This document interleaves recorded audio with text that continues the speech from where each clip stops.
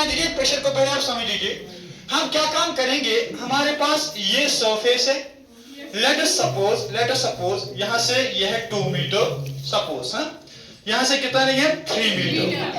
अब क्या चीज काम होगा, टोटल एरिया इस सरफेस के कितना है 6 मीटर स्क्वायर। क्लियर? अब इस पे हम नॉर्मल फोर्स अप्लाई करेंगे, यानी इस पे फोर्स अप्लाई करेंगे, लेकिन that is perpendicular to the surface, that is perpendicular to the surface. Let us suppose इस पे जो फोर्स लग रहा है दैट इज 10 न्यूटन। कितना है 10 न्यूटन। सो हमारे पास सरफेस का एरिया कितना है, और इस पे हमने परपेंडिकुलर फोर्स कितना अप्लाई किया, ग्रेट। तो हमने एक सरफेस पे फोर्स जो अप्लाई किया दैट इज 10 न्यूटन, लेकिन यह है परपेंडिकुलर फोर्स। साथ में एरिया कितना था इस सरफेस का 6 मीटर स्क्वायर।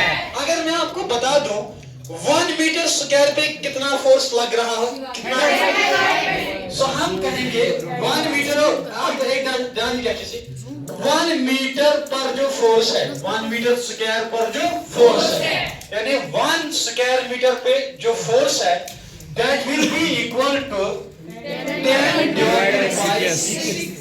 Divided by 6। तो 1 स्क्वायर मीटर पर जो परपेंडिकुलर फोर्स लग रहा है दैट इज 10 डिवाइडेड बाय 6, और यही जो 1 स्क्वायर मीटर पर परपेंडिकुलर फोर्स लग रहा है इसी को हम कहते हैं प्रेशर। क्या कहते हैं, प्रेशर। जब हम प्रेशर को डिफाइन करते हैं हम कहते हैं perpendicular force applied per unit area, perpendicular force applied per unit area, उसी को क्या कहेंगे, प्रेशर। क्या ये सबको क्लियर हुआ? अब यहाँ पे मैंने SI लिया था तो हमने मीटर में लिया था, अगर CGS होता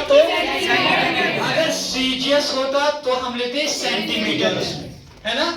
सो अगर यहाँ पे आपको CGS सिस्टम में मिले, हम लेट अस सपोज कहेंगे मेरे पास फोर्स है 10 डायल, फोर्स कितना है 10 डायल, और एरिया लेते हैं let us suppose 6 centimetre square.